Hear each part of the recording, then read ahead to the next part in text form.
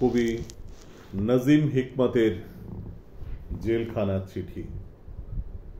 প্রিয়তমা আমার, তোমার শেষ চিঠিতে তুমি লিখেছ, মাথা আমার ব্যথায় টনটন করছে, দিশেহারা আমার হৃদয়।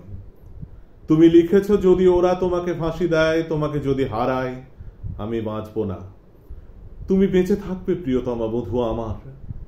আমার স্মৃতি কালো ধোঁয়ার মতো হাওয়ায় মিলিয়ে যাবে। তুমি বেঁচে থাকবে আমার হৃদয়ের রক্তকেশী ভগিনী।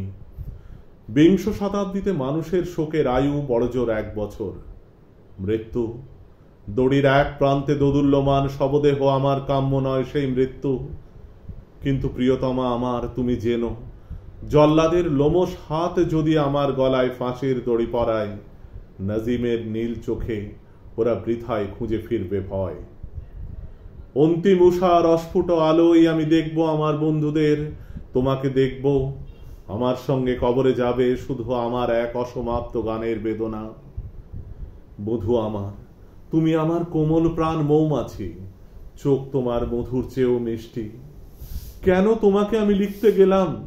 ওরা আমাকে ফাঁসি দিতে চায়।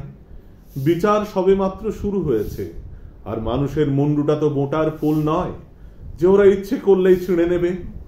ও নিয়ে ভেবো না, ওসব বহু দূরের ভাবনা। হাতে যদি টাকা থাকে, আমার জন্য কিনে পাঠিও গরম একটা পাজামা।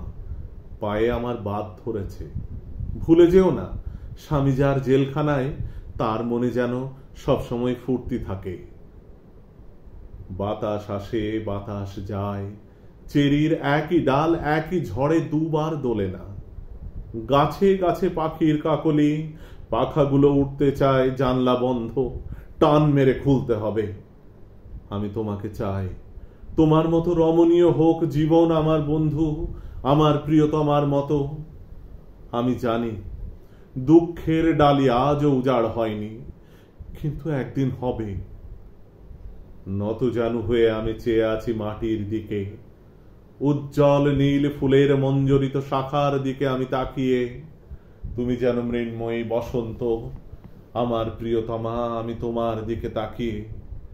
মাটিতে পিঠ রেখে আমি দেখি আকাশকে, তুমি যেন মধুমাস, তুমি আকাশ, আমি তোমাকে দেখছি প্রিয়তমা। রাত্রির অন্ধকারে গ্রাম দেশে শুকনো পাতায় আমি জ্বালিয়েছিলাম আগুন। আমি স্পর্শ করছি সেই আগুন। নক্ষত্রের নিচে জ্বালা অগ্নিকুণ্ডের মতো তুমি আমার প্রিয়তমা, তোমাকে স্পর্শ করছি। আমি আছি মানুষের মাঝখানে, ভালোবাসি আমি মানুষকে, ভালোবাসি আন্দোলন, ভালোবাসি চিন্তা করতে। আমার সংগ্রামকে আমি ভালোবাসি। আমার সংগ্রামের অন্তঃস্থলে মানুষের আসনে তুমি আসীন প্রিয়তমা আমার, আমি তোমাকে ভালোবাসি। রাত এখন 9টা, ঘন্টা বেজে গেছে গুমটিতে।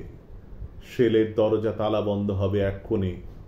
এবার জেলখানায় একটু বেশি দিন কাটলো, 8টা বছর। বেঁচে থাকায় অনেক আশা প্রিয়তমা, তোমাকে ভালোবাসার মতোই একাগ্র বেঁচে থাকা। কি মধুর, কি আশায় রঙিন তোমার স্মৃতি। কিন্তু আর আমি আশায় তুষ্ট নই। আমি আর শুনতে চাই না গান। আমার নিজের গান এবার আমি গাইব। আমাদের ছেলেটা বিছানায় শয্যাগত, বাপ তার জেলখানায়। তোমার ভারাক্রান্ত মাথাটা ক্লান্ত হাতের ওপর এলানো। আমরা আর আমাদের এই পৃথিবী একই সূচাগ্রে দাঁড়িয়ে, দুঃসময় থেকে সুসময়ে। মানুষ পৌঁছে দেবে মানুষকে।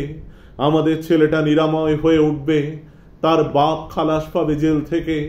তোমার সোনালি চোখে উপচে পড়বে হাসি। আমার আর আমাদের এই পৃথিবী একই সূচাগ্রে দাঁড়িয়ে। যে সমুদ্র সব থেকে সুন্দর, তা আজও আমরা দেখিনি। সব থেকে সুন্দর শিশু আজও বেড়ে ওঠেনি। আমাদের সব থেকে সুন্দর দিনগুলো আজও আমরা পাইনি। মধুরতম যে কথা আমি বলতে চাই, সে কথা আজও আমি বলিনি। কাল রাতে তোমাকে স্বপ্ন দেখলাম।